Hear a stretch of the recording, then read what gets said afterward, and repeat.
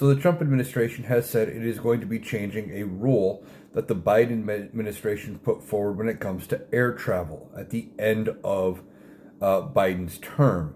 Now, the change involves delays. And from what I am reading, it sounds like this rule maybe has not gone into effect yet. I'm not seeing anything definitive saying that the payments had started, etc. But this involves when your flight gets delayed and you are not able to accept compensation in other forms from airlines. Now, we've all heard the stories of, well, they need to bump me from my flight for whatever reason, that they delayed it.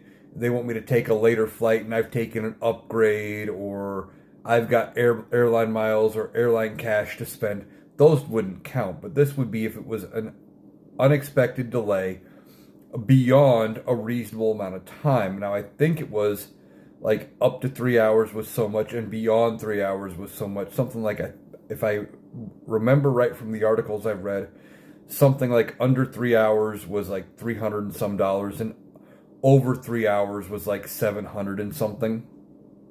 But I don't know if this rule had actually gone into effect. But now this administration is saying they are going to just scrap that rule entirely, saying it's an undue burden on the airlines and it's going to allow them to be more competitive. Well, in reality, this was actually a way of making sure you made your flight on time. Now, there's problems when your flight gets delayed. You go from one airport to the next and you have to catch a connecting flight. Well, if they delay you too long, that connection flight may not be there. It may be gone. And now you've got to try to scramble and find another flight to where you need to your actual destination, etc. Now, of course, the airlines love this idea, and why wouldn't Donald Trump do something to shore up the airlines? But this also comes at a very weird time where they're going to be scrapping this rule right as they were staring at major delays that could have been caused by the government shutdown.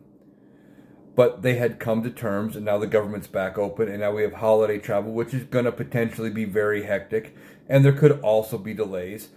So, of course, they want to get rid of the rule around the time when the most people would be affected, and the airlines are loving this idea.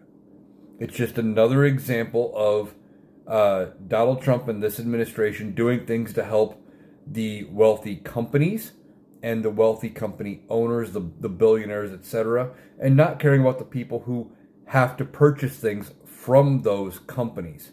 This rule that Biden had put forward was a great idea, but Donald Trump is getting rid of it because he doesn't like it.